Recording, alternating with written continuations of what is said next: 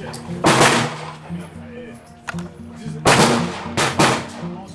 so we're going to start off with the 78 grain 375 and we're going to load 18 grains of H777.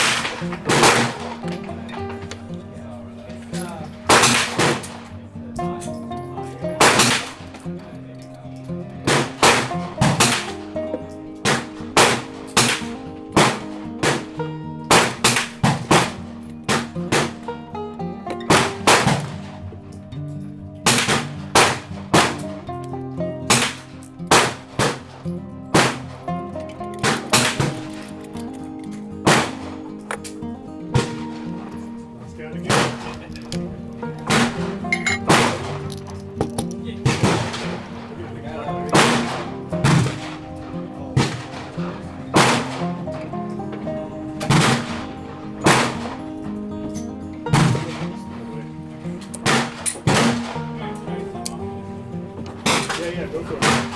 Once you get it.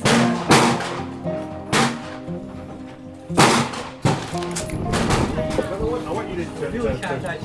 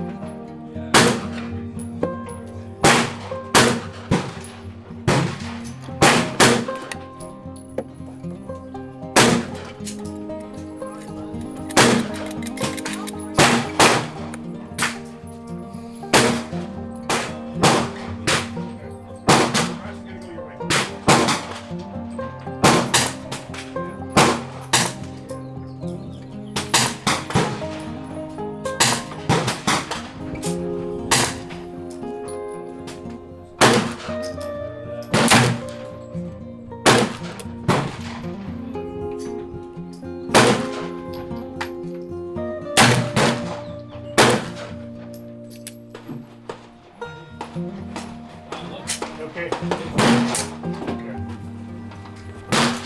Where were you holding right on it?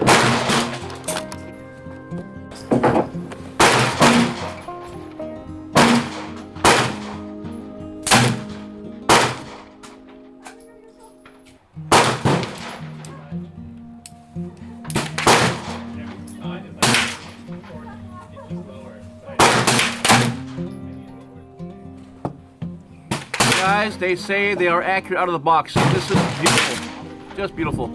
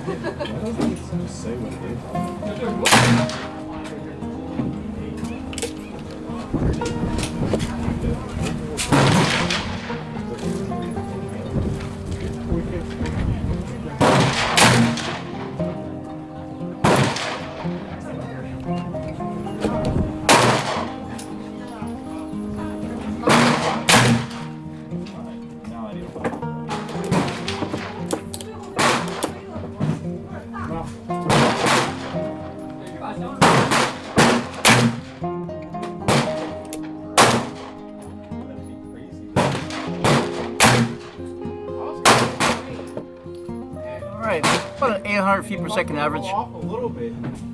This is 15.5 grains by weight. Okay, it's going to be 15.5 grains by weight. 1 minute remaining in the firing period. 1 minute remaining. Do not reload.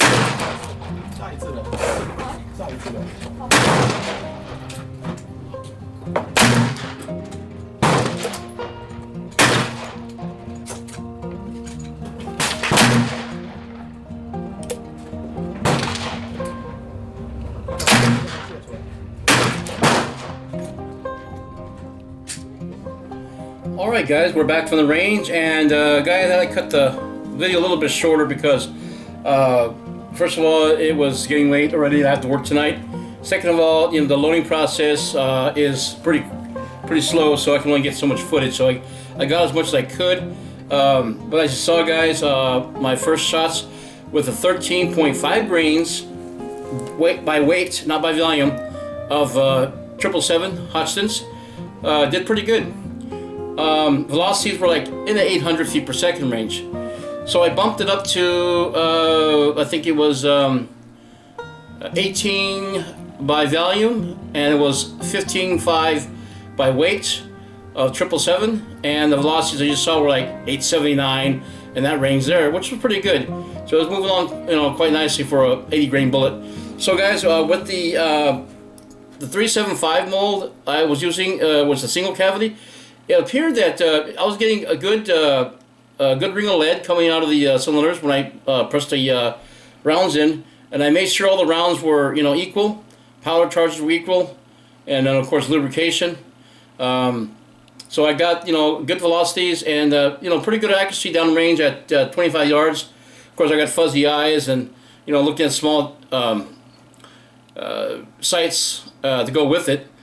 But for the most part, I got it in the black, a little bit on the outside, but that's what you expect for 25 yards. It's not a match grade gun, okay?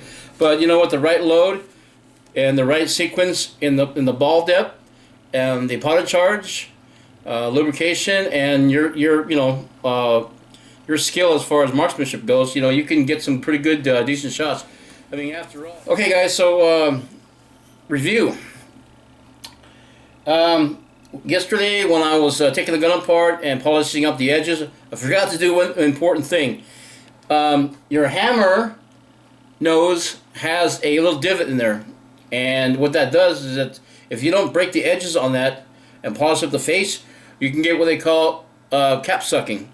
Now, what that does is that the caps will grab as it expands into that channel, and then it'll cause jams. And I had a few that fired and didn't fire. And I looked inside, and the caps had fell down into the channel, so I had to remove them to continue on shooting again. So basically, what I had to do when I got home, I had to break those edges a little bit, and I still got to polish up the face of the hammer. Other than that, though, guys, it was quite successful. I was shooting like I think close to 40 rounds today, and of course, by that time the gun was getting pretty tight, and it was getting pretty gunned up. And a lot of it has to do with not so much the quality of the gun, but the fact that the parts are really tight inside there. So I had to lubricate it and adjust the wedge. And then when I did that, the cylinder started to turn again. So I was able to get a few of the caps that didn't go off, because I don't want to go home with powder and ball inside the cylinder. So I need to make sure those are discharged out of there, and then take it home and of course strip it down and get it nice and clean again, clean as a whistle. But guys, I think for the most part, from 25 yards away, it was shooting pretty good. Yeah, it wasn't shooting one holers, but I think for 25-yard combat, yeah, it's perfect. One-handed was easy as well, and I like the way it handles it with one-handed. It's very slender, and the sights are, well, like I said, they're to be desired. But, with a little bit of concentration in your part, you can pretty much hit it dead on. Okay, so the 777 did a pretty good job. It's mostly 36 caliber ball is usually designed for, 3FG, not 2FG, but because I had the longer barrel, and the hard cast round balls, it held the pressure in pretty good, and it were somewhat consistent, And of course, I was measuring by not by weight, but by volume. And so I had to, trim it off. Some of it fell out, some of it didn't. So, the velocity went up and down. But for the most part, it stayed up in the upper 800s. So for 15.5 grains by weight, a 777, it did pretty good, Of course, there was no high velocity magnum coming out of that barrel, but it was doable just the same. Alright guys, Lead Bullets for Life here. Thanks for joining me today. I hope you enjoyed the video. Anyways, we'll catch you at the range or at the reloading bench. Anyways, we'll see you next time. Bye for now.